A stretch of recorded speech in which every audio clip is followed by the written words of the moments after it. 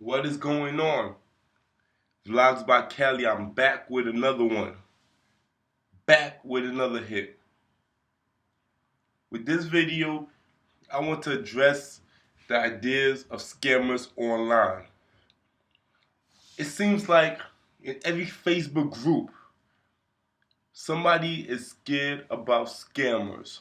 As soon as the customer asks for return, these people on the Facebook groups asking a million and one questions.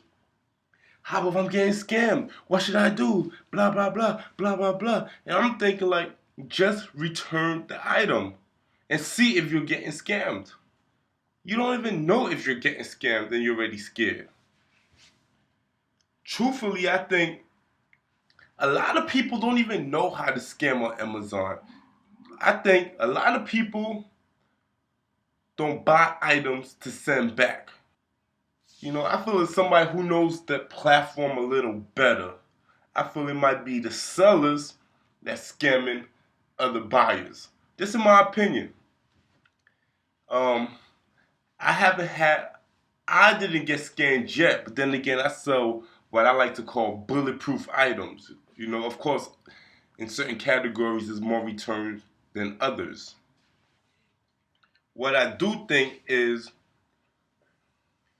all of this talking about scamming and how easy it is to be sabotaged on Amazon or eBay, we letting other people know it is very easy to scam us. If you watch my other video, I talk about the cost of business. You gotta pay the cost to be the boss. I don't want to sound like an asshole, but you are gonna get scammed at one time. Scammers are everywhere. In my neighborhood right now, Canarsie, Brooklyn, you cannot go in the store and break a $50 bill or a $100 bill. No corner stores accepting the $50 bill or a $100 bill. Why is that? They got scammed. At the same time, yes, they got scammed, but trust me, the store owner is not losing sleep over this. He is not losing sleep over this. Imagine if the store said, you know what? There's too much fake money out here. We only accepting food stamps. Food stamps is from the government. We're gonna have our money in the bank account. It's more secure. No cash, no debit cards, no credit cards. Do that make sense for them as a business? Is that feasible? You cannot buy a Burger King or McDonald's, also in my neighborhood, with gift cards. Why is that? Because they're getting scammed left and right. No, no, no. It gotta be a credit or debit card from a bank. No vanilla gift card. No nothing you could pick up at the checking cash place. Why is that? Because they are getting scammed. And like I said, I'm from the hood, man. I live in the hood, so I see scams all day, man. I know people, you know what I mean? I'm not trying to put their business out there, but all they do is scam. I'm talking about print up Home Depot receipts, Marshall receipts, go in the store with a receipt, pick out the item on that receipt, go to the register and return that item. $80, $100 in your pocket, do this 6, 7 times. In my opinion, brick and mortar gets scammed 5 times way more than online. Brick and mortar is getting scammed every single day. So what do? They pay the cost of doing business. What's that? Open up a loss prevention department, hire security guards. That's somebody extra on their payroll, but they understand they have to pay, So coming back to online business, I don't think we should be worrying about getting scammed. Let me take that back. We definitely should worry about it, and we should do everything in our power to not get scammed.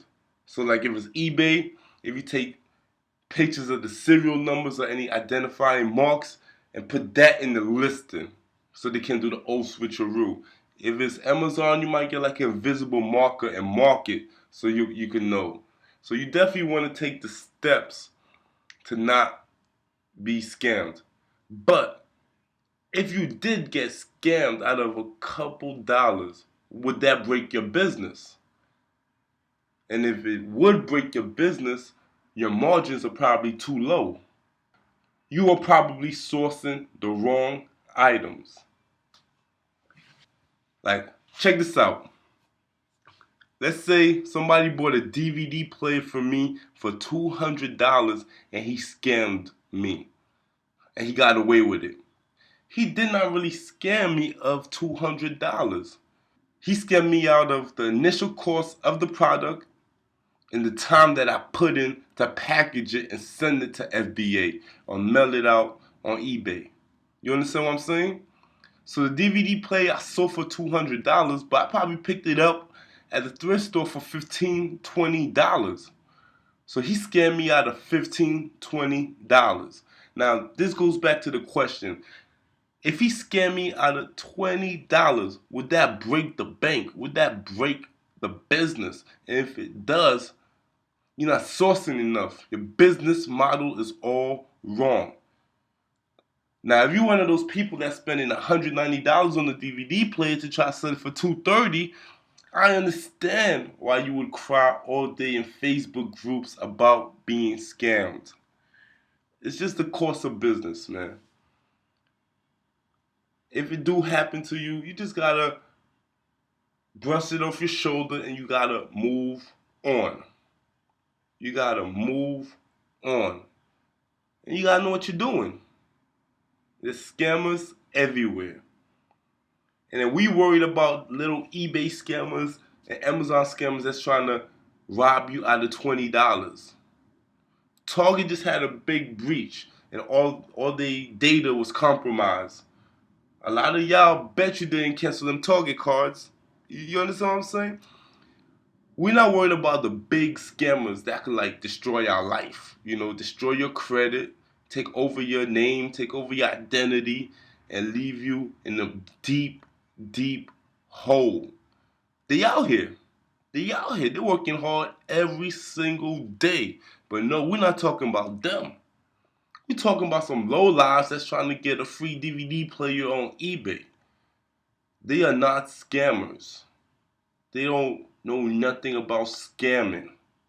You understand what I'm saying?